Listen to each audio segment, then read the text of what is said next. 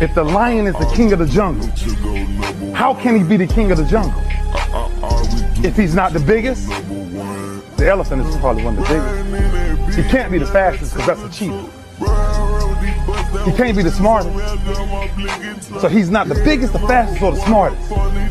So how does the lion become the king of the jungle? Stop the cap. His mentality.